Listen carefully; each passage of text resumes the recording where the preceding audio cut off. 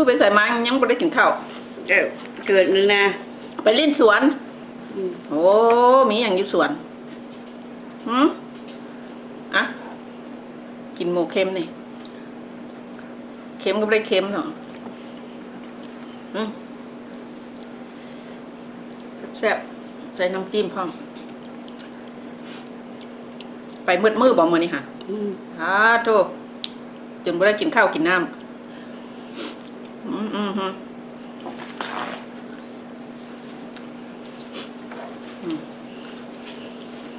เอาอย่างอีกไหม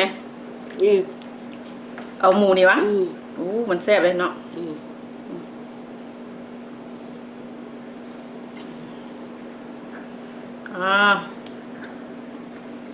น้ำจิ้ม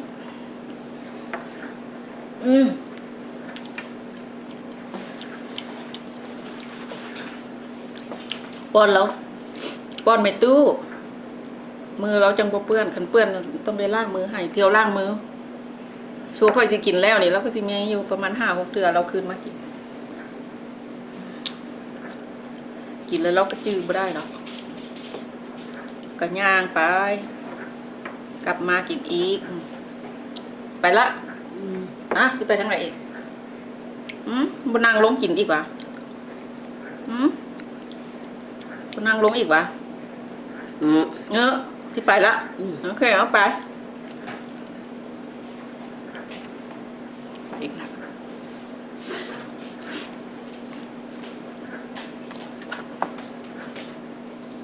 นี่ตู้เราเนี่ยความจำเสื่อมสมองนี่เลือดเส้นเลือดในสมองแตก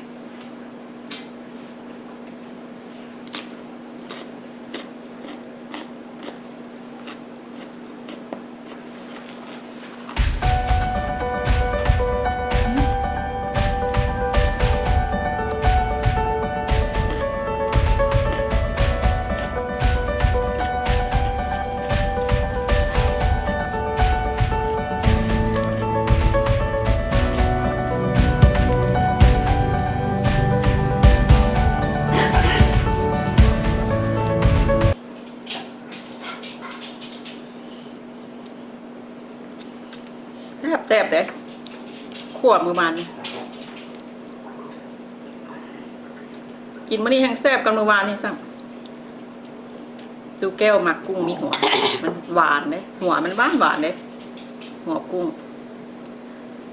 ขันอยากหู้วิธีขั่วแซ่บๆง่ายๆเบิ่งวิดีโอตูแก้วเด้อที่เฮ็ดแล้วมือวานนี่ค่ะนะ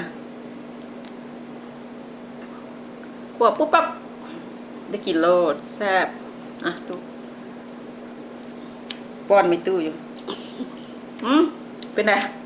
ไปอีกละพอแล้ววะโอเคอิ่มแล้วเนาะโอเคไปละได้2-3 คำกินกุ้งตัวนึงแล้วก็ไปละ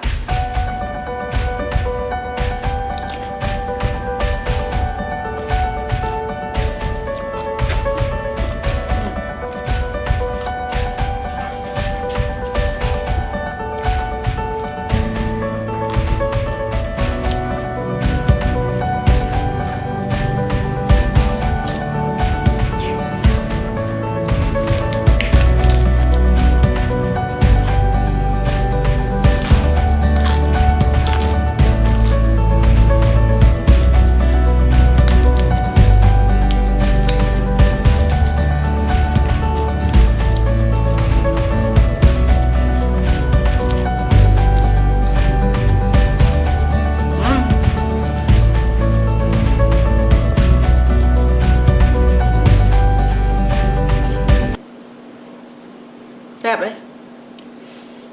จุ่มผักใส่แจ่วส้มนี่นะแจ่วส้มหวานแซ่บ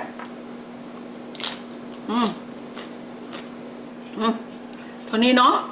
ที่จบคลิปตัวนี้ไปก่อนเนาะ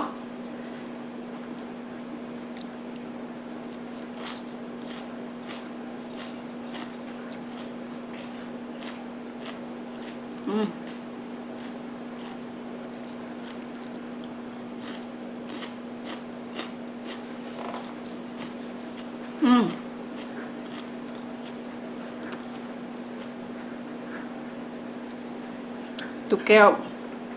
เห็ดข้าวจีแล้วสิให้เบิ่งเด้อจักหน่อย คลิปหน้าให้เบิ่งโอเคลากัน ไปก่อนซุนี่นะ